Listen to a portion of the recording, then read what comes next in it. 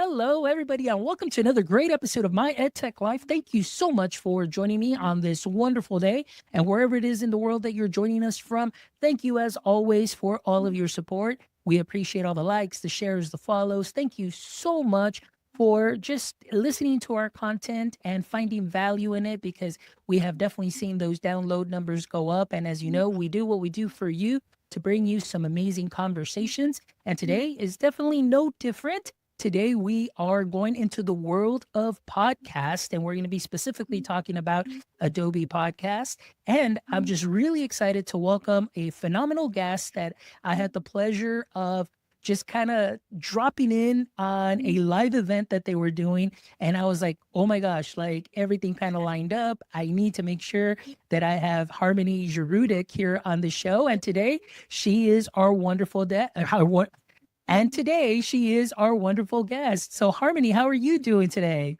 I'm doing well, Fons. Thanks so much for having me. I can't believe we're already into February, and yeah, super excited to be here. Oh, you're telling me. I mean, living in the world of education, I mean, time is definitely flying. I mean, yeah, so I totally.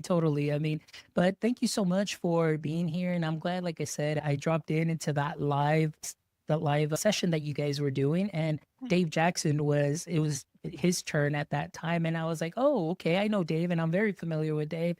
So it was fantastic to be able to see you and connect with you through that live event, and now to have you as a guest and continue our podcast conversation. I'm really excited about that. So before we get started, if you can give us a little brief introduction and what your context is within the podcast space, that would be something fantastic for our audience members to know.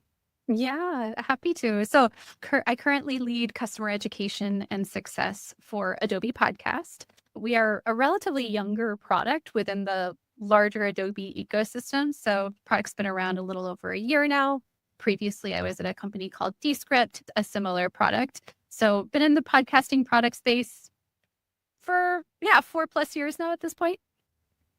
Excellent. So we're going to go ahead and dive in. And what you mentioned is that the Adobe for podcasting is a little younger. And I know we were talking a little bit pre-chat, and I brought up the fact that having the opportunity to be an Adobe innovator and getting a chance, to travel to Lehigh 2 years ago, that is the first time that I was introduced to Adobe Podcast. And just to see from that back then 2 years ago to where it was just a week ago when I was presenting at TCA. And like I mentioned to you, then I came back and I just kind of started messing around with it. And I was like, whoa, when did this get added? And I was like, I didn't see any announcements or anything. Like, this is fantastic. But tell me about that journey, as far as the team is concerned and your work within that team.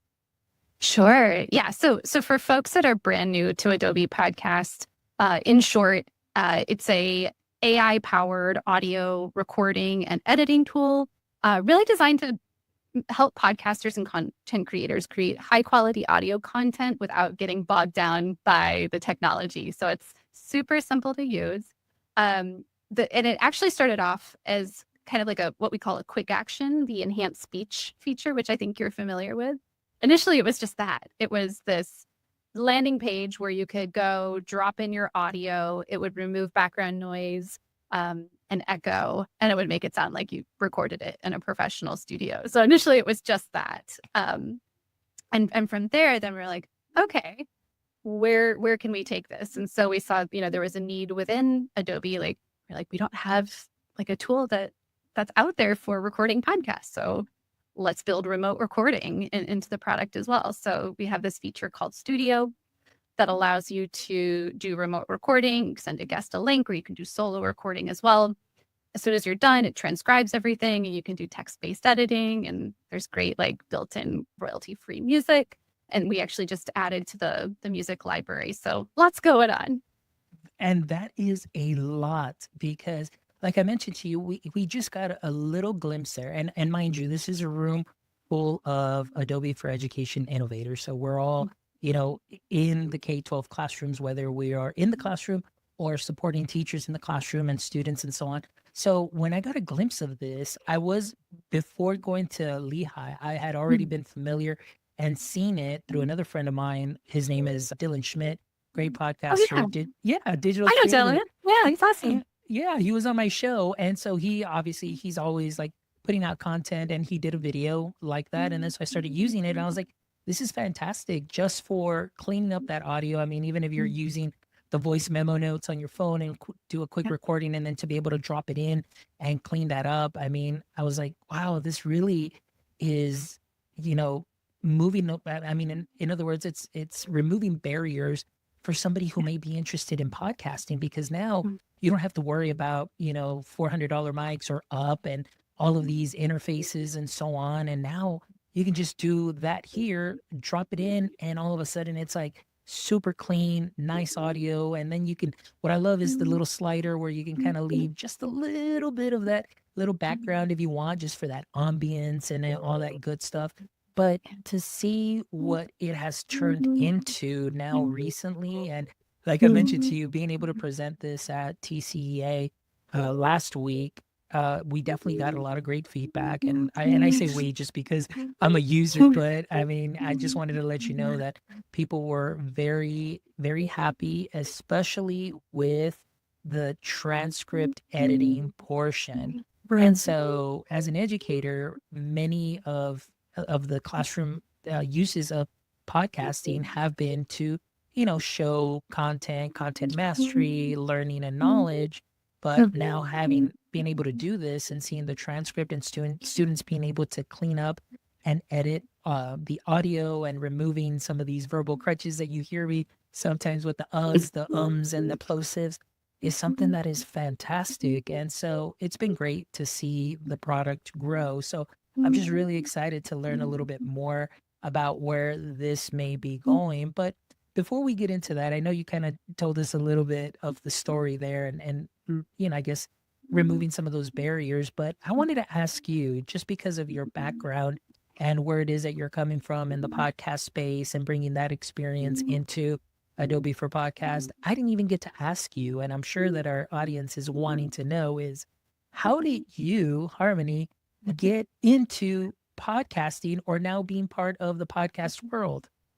Yeah, it definitely wasn't expected. I'll say that right out the gate. I'm a musician at heart. That's what I actually did my undergrad and graduate studies in. And so thinking about my career path, it certainly has not been linear. One thing that I did right out of school is I actually started working for the institution I went to. It's called California Institute of the Arts. And I loved just like working with students, helping them, like, we would do informational sessions. I talk about all of the, 6 different departments and be like, okay, so you're interested in music technology. Let's dig into that a little bit more. What type of skills are you trying to hone? And so became a counselor and recruiter. That segued into working at a startup where it was all about making arts education more accessible to students around the world, because I feel very privileged that I got to go to a school like this, but I had to take out student loans and I was still paying them back. So, the goal of that startup was really to just make that type of education more accessible, to get college credit. And through that, that's kind of when my e-learning journey started. So we built a learning management system from the ground up that was really bespoke to the arts and creative technology. So I wore many hats. I was a producer, one-woman support team for a while. And so we took on-campus courses and then turned them to, it was like during the MOOC boom where like Coursera and edX. So we did pre-production, brought instructors to a green screen, filmed them. Fast forward, then I segued into like kind of like HR compliance training, got a little bit more familiar with Cornerstone LMS and building those types of online courses. And then then at that point I segued to Descript, and I fell in love with the product. It's like, this is great. There's so many things that you can do with it. And that's kind of when my podcasting journey began.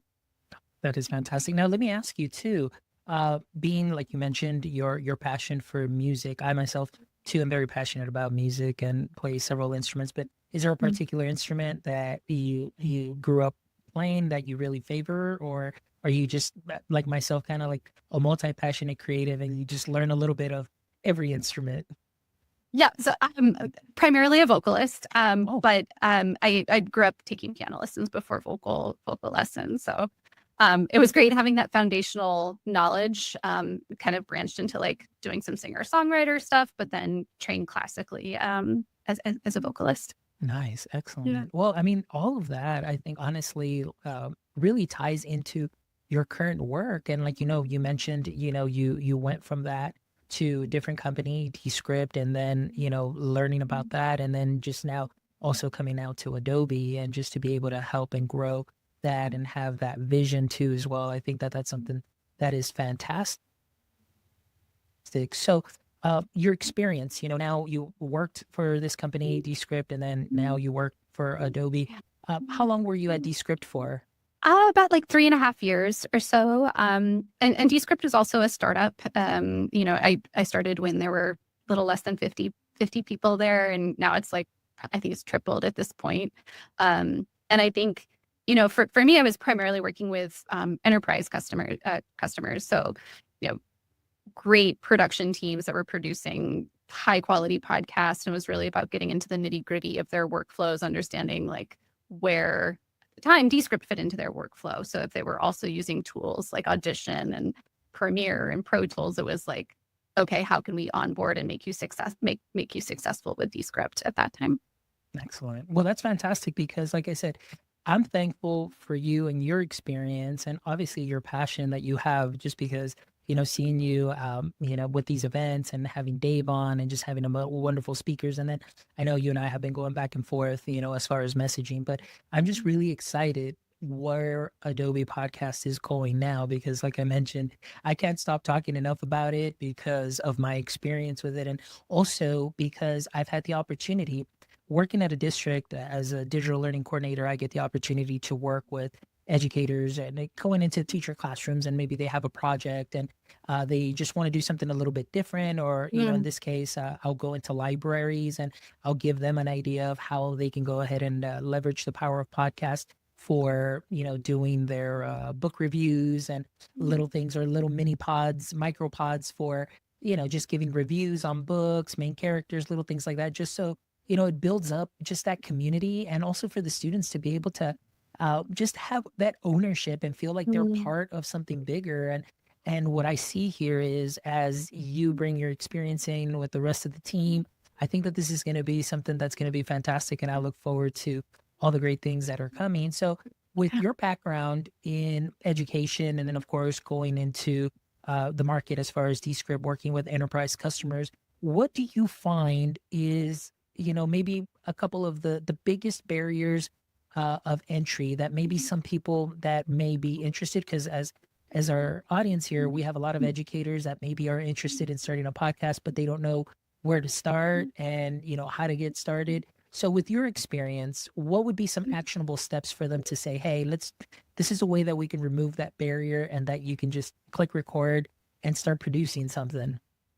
Yeah, I think like first off, there's a lot of fear or apprehension to even just like push the record button, right? Like, so I think, on one hand, there's a lot of like kind of pre-production stuff you can get out of the way, like while you're getting over that fear of hitting the, red record button. So it's like, planning, doing research on the people that you're interviewing, like figuring out who your audience is and coming up with some personas and figuring out like, talking to people like, is this even something that is going to be worthwhile, like getting, diving into? And then I think like also the tech, it can bog people down. I think we're at this point now, it's 2025, the market's pretty saturated with different tools out there. Like if you search for recording, transcription tools, like there's just so many things out there. And so I think one is just like, give yourself time to try out different tools. I don't think there's like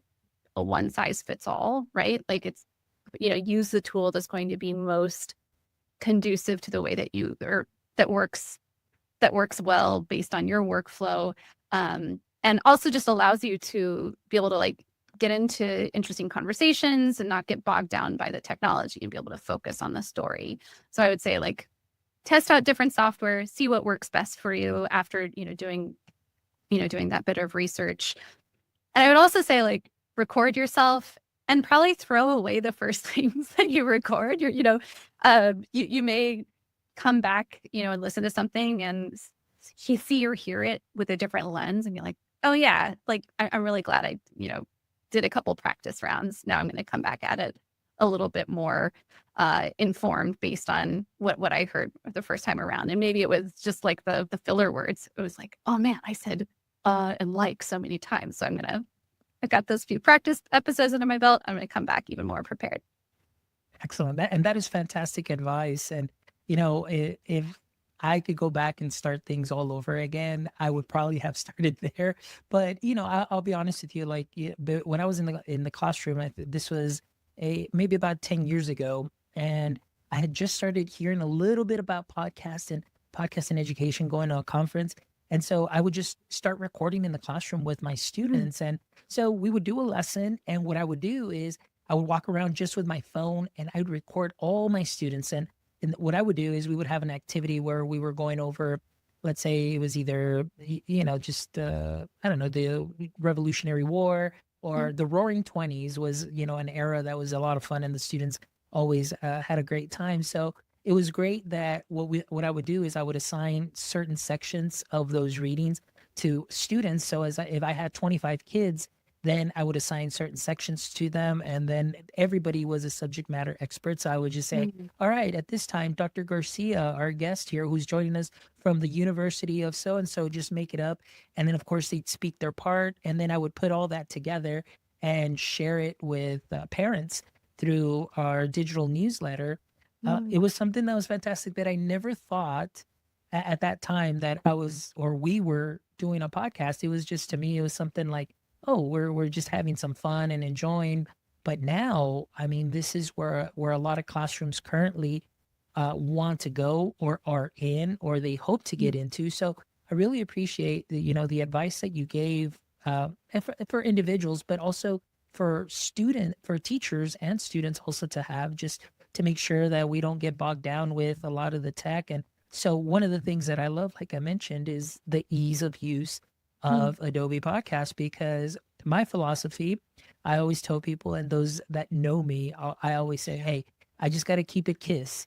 Keep it simple and streamlined. Okay. Other people put another S in there, a different type of S, but I just say, if you keep it simple and streamlined, you're going to be good to go. And I can't think of a better platform than Adobe Podcast. So going back to the platform and what it's able to do, I just find it fascinating, like I said, as the ease of use of being able to go in there and just click that record button and really go in and talk. And that transcript is huge. It's a huge help, because there are many, like you mentioned, platforms that are out there that still use, the audio wave files, and then having to go in there and cut and listen and cut and so on. But here, I mean, you've got a nice transcript that's similar to a Word doc or a Google Doc, and highlight, delete, and boom, you just continue going on. I mean, that is something that is fantastic. What has been some of the feedback that you get from this? Because I know, like you mentioned, it's all about that time and efficiency. So what are some of the things that you hear on your side? Yeah. No, I think there's two main things I hear. One is just because, again, we're not the only text-based editor in the game now. So I think like the main thing is that the simplicity of it, like you literally open up a project, there's a couple buttons on the left, there's a record button, there's an invite guest button, and that's it. So once you get your transcript back, you're really just focused on that transcript editing experience. So just the simplicity and ease of use, I think, really comes into play.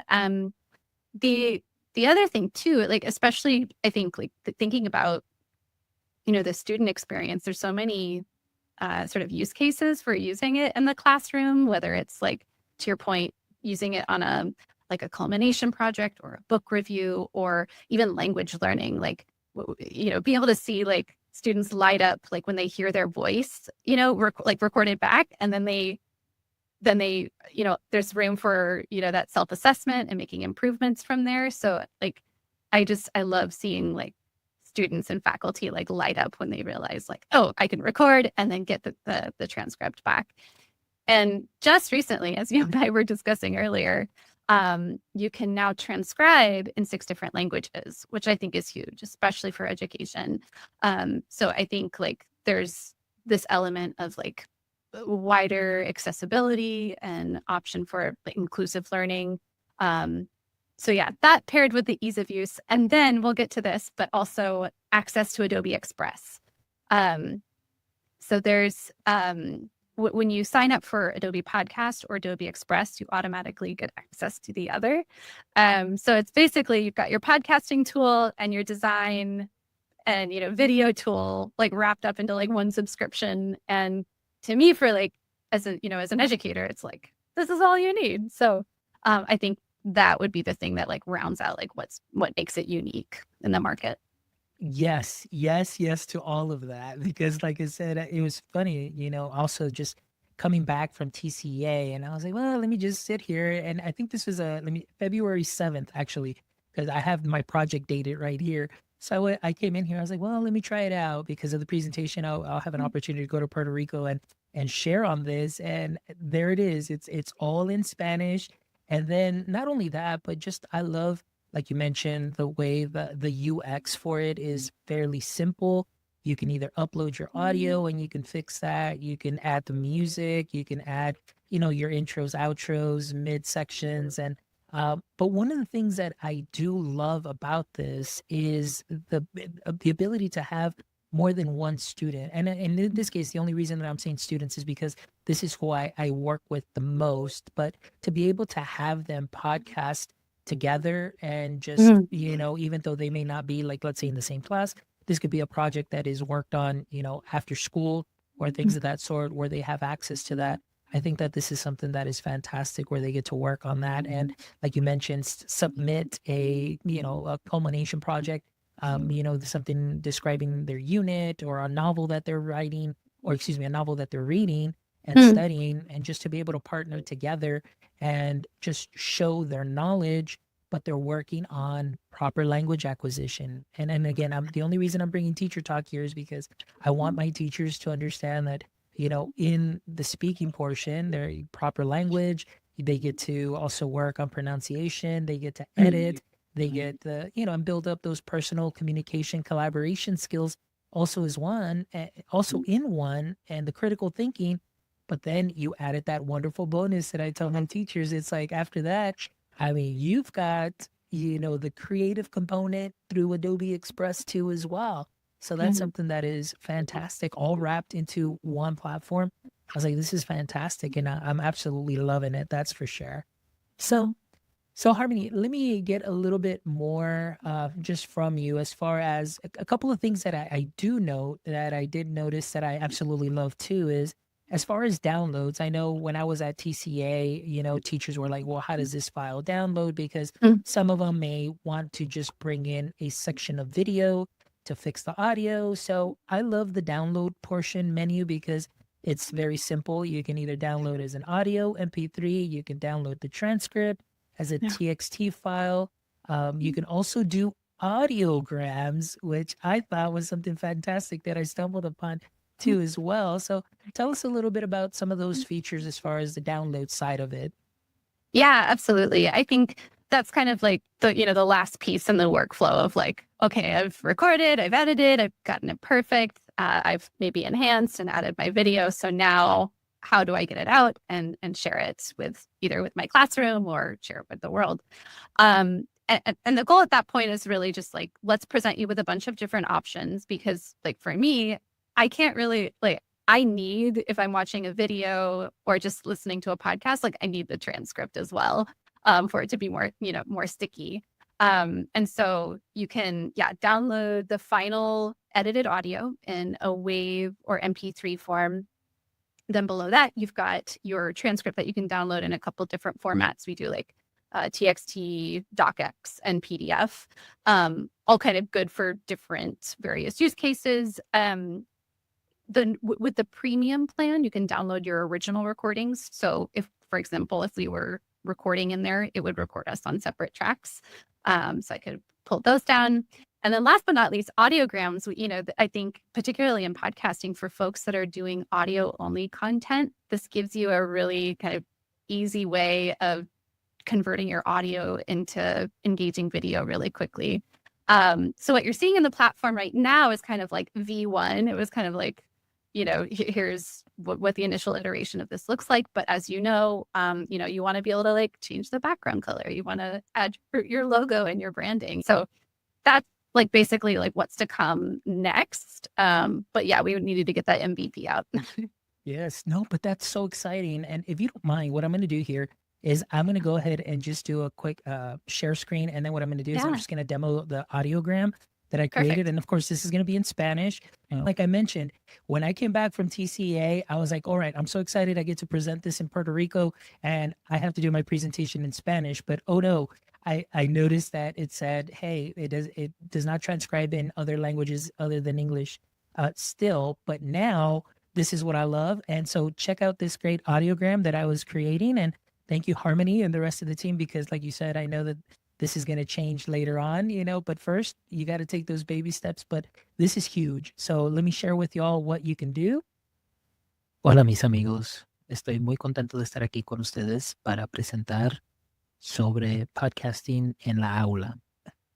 So again, that's just a quick little demo, again, of what you are able to do through Adobe Podcast. And this is really exciting because, again, living in this time where, it's content creation. And even as educators, I know many times we feel, and I know I feel many times that our students have become consumers in the classroom of content, but now this is a great opportunity to allow them to be those content creators where they're creating something that essentially didn't exist. They're bringing it to life by clicking that wonderful little record button. And that's something that is fantastic where they can also see their transcript. And I'll bring this in here also as well. Like we were talking about the transcript portion right here. And so this is just a quick little recording that I did, but I just wanted to share with you, and what Harmony and myself have been talking about is just the ease of use where now I can go ahead and just take this whole section here, click delete, and I have just cleaned up my transcript. If I want to bring it back, I'll just do Control Z and then do some other edits. But this is something that is great, that has definitely lowered the barrier to entry for our educators, for our students, and especially for school districts that are one-to-one Chromebooks. Even on a Chromebook, one thing that I have done and shared is you can always have two students, pair up with one Chromebook and they can still record the podcast together, and, they can still do some of those edits. Or you can just, the teacher can go ahead and buy a nice USB mic or through the district and plug in a nice USB mic that's very inexpensive. And then the students can go ahead and share the mic as they're speaking their parts, because now that barrier of entry is no longer there. You don't have to be bogged down with, well, no, I need a Rodecaster Pro. Nothing wrong with having that, but the expense that it has, and then also to just be able to record 4 students at a time, because you're not going to have, a Rodecaster Pro for every set of students, which would be great if you did. But this is a great way where you don't have to spend a lot of money and you're still going to get some great quality outputs too as well. And this is really exciting. So Harmony, we talked a little bit about this. So what's on the roadmap? The things that you might be able to disclose. I would assume that, like you talked about, there would be those options on the audiograms to be able to, like you mentioned, change the color, put in some graphics, and tie it in more to that either Adobe Express, or is it something that will be here within or built in within Adobe Podcast? So as I mentioned, we just added multi-language transcription. Previously, you could only do it in English.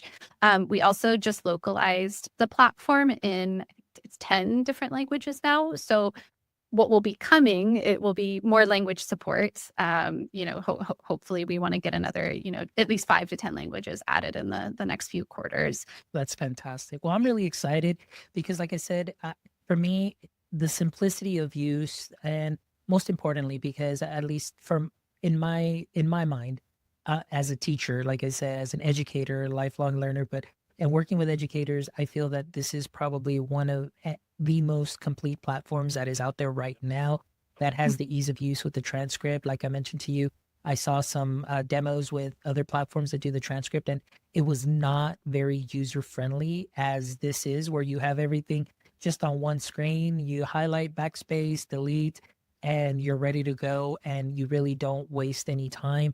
You've got your built-in sounds. You've got, your wonderful filters too, like I mentioned, where you can either strengthen the clean voice and remove some of that background and clean things up, or just, tweak it just enough where you can have that little ambient sound and just bring in that authentic audio. It's up to you. But like I said, the ease of use, being able to invite guests, podcast together. What I'm seeing is the amazing value of all students in an Adobe district that have access to Adobe Express to be able to take that creativity to that different level and be able to speak their learning, share their learning in a wide variety of ways where they'll be able to speak it, do some design work behind it, and just really have a complete finished product that looks fantastic. And of course, that's something that really excites me, and it's really going to engage the students as well, rather than, the typical worksheet or digital worksheet even, because many times as educators, we just take the same worksheet, but we just digitize it and say, okay, we're using tech. But in reality, you're just substituting and doing the exact same thing. But here, oh my gosh, you've definitely opened up just so many more ways that the students can show their learning and their mastery of the content. So this is exciting, Harmony.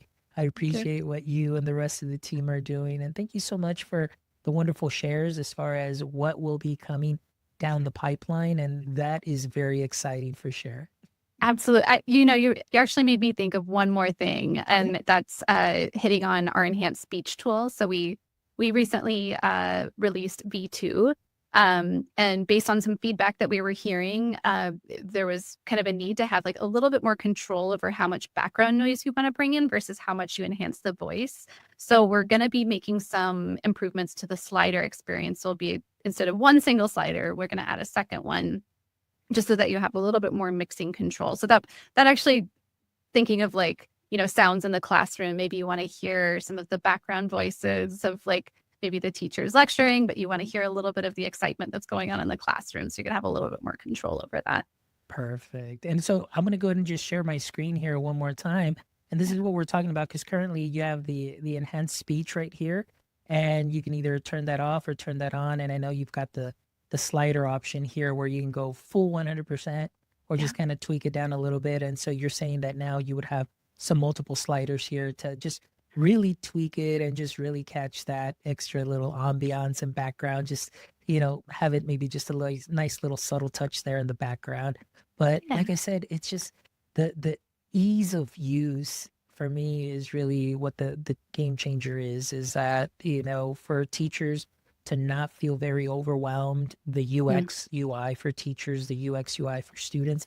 And like when I went to the particular school that I was working with fourth graders, and then I was working with sixth graders, and they were just very excited at how easy it was to just record together and how easy it was for them to edit. And so, like I mentioned, this is something that even the students really enjoyed and gave me some great feedback. And of course, the librarian and the teachers that I work with also gave great feedback with this and, about the platform, because, it just makes that less, I guess, nerve-wracking that as a teacher, you feel like, oh my gosh, I've got to learn this whole other platform and I got to learn all of this. It's like, no, the kids can become those podcast subject matter experts right away and help each other immediately because of the UX and the UI. Absolutely. Yeah. Excellent. Well, Harmony, thank you so much. I really appreciate you spending a little bit of time with me here. And I don't know, I know in this episode, guys, I know you guys are listening and you're probably like, oh my gosh, Fonz really sounds really excited about this. And yes, I am really excited about this. And I'm really excited about all the great things that Harmony shared too as well, because guys, I definitely, maybe this is one of the most either just, I don't know, maybe underutilized tools that we have. If you're an Adobe district, make sure that you check out podcast.adobe.com because you'll have access to it. Get on it, share it with your teachers, show them just a little bit of basics and watch them and the students take off with it, because this is a wonderful platform to help them continue to grow and engage in the learning as well. One of the things too that Harmony mentioned, in having the transcripts and having students be able to hear their voices. For all of you, we know that it's TELPUS season where the students have to work on their speaking skills. So just to be able to have a platform where they can easily click record, read something, give you some feedback, and they can listen to it and you can listen to it. Now you have a digital artifact that you can save and you can show progress and growth from the beginning of the year to the end of the year, as far as language is concerned. And so think about those things, teachers. This is wonderful. It doesn't always, I know that I'm kind of putting that in there, but also it's just the fun that goes with it too as well. So thank you. Thank you, Adobe Podcast. Thank you, Harmony, for being here and sharing all the wonderful love and the goods that Adobe's bringing. So guys, be on the lookout for that. But for right now, make sure you log on and try it out. All right, Harmony. So before we wrap up, as you know, here on the show, we always love to end our episodes with these last 3 questions. So hopefully you are ready to go. All right. Let's All go. right, here we go. So question number 1. All right. We know that every superhero has a pain point. And for Superman, that kryptonite weakened him, or it just caused, just some weakness in him. And it was just that, like I mentioned, a pain point. I know I'm sounding very repetitive, but I want to ask you, in the current state of education, what would you say is your current edu kryptonite? It's a good question. Well, I have 2, if that's okay. Is that all right? Absolutely. The more the merrier. Okay, awesome. Well, I think one is just sort of this theme around access to AI tools for instructors in general and providing adequate training and even professional development opportunities to teachers so that they can really effectively determine what AI tools are going to enhance their classroom. Obviously, there's so many tools out there. And so I think without that, a lot of educators, they're going to struggle to integrate AI into their classroom or even just be able to talk about AI from an informed point of view so that they can be getting their students prepared for the future to, what's to come. And then I think the thing that piggybacks on that is having AI policies and best practices in place so that, when parents, need to make an informed decision about where to send their kids, there's there's rigor around that. There's been a rigorous process in place that informed this is, these are the tools that we allow, that we have incorporated, and then maybe we're also piloting some stuff, but there's process around that. So that's my take on that. I think that's fantastic. And I think that a lot of school districts now, I know it's been it'll be 2 years plus and since, ChatGPT. And of course, still there are school districts that don't have a policy yet and aren't quite sure because it's just so much information out there. But I think I absolutely love and agree with what you said, especially is informing parents to allow them to make those informed decisions too as well, and seeing is this something that is going to be useful for my child or not? Is the district making sure that they're taking matters into, any matters that may pop up, if they're ready to go and mitigate anything that may happen? And because the last thing we want is we don't want our students to get hurt, by something that a chatbot replies, or obviously also the fear of data and data breaches and things of that sort. So I agree with you 100%. All right. Question number 2, Harmony, is if you could have a billboard with anything on it, what would it be and why? It's a good one because there's so much that that comes to mind. But I think something to the extent of stay true to yourself and keep learning. I think, but been in the industry for a while now, and I think life is just too short to not be yourself and not be authentic. I've spent a lot of time being a people pleaser, which I think I am still to an extent, but you just have to let others see the real you, and I think that's one of the things that I just really love about being behind a product like Adobe Podcast is we're trying to empower people through the use of innovative technology while keeping it as simple as possible so that people can focus on their craft and story. I love it. I love it. And I think like too, the like you mentioned, authenticity this is a great tool for students really to also just be very authentic and not just see this like also like, hey, like I'm just creating an assignment and things of Mm. that sort, but also to be able to just bring a little bit of themselves into this particular project and just, work on their true authentic voice and hear that out in at such a young age. And I think that's something that is important too as well. So I really love that you said, and just again, authenticity definitely goes a long way. All right, the last thing, Harmony, last question is, if you could trade places with one person for a single day, who would it be and why? So good. Like my artist side of me was like, I'd want to go be like a famous like singer for a day. So like I thought of like Whitney Houston, Shaka Khan, just like after, a day in the life of like one of those amazing concerts, right? But more on a personal, like on a more family kind of sided note, I would say Eliza Spalding. And she is my great, great, great, great grandmother. She was one of the first women to cross the Oregon Trail with Narcissa Whitman. She was a Presbyterian missionary that immigrated from the West Coast to the West Coast, East Coast to the West Coast. And she just has an incredible story, like, living in the 1800s and traveling across the states. And, my dad actually recently wrote a book about her life and story and working with the Nez Perce community. And it was just a really beautiful story. So I'm just like, oh, what would a day in the life of Eliza, what would that have been like? So that's been top of mind lately.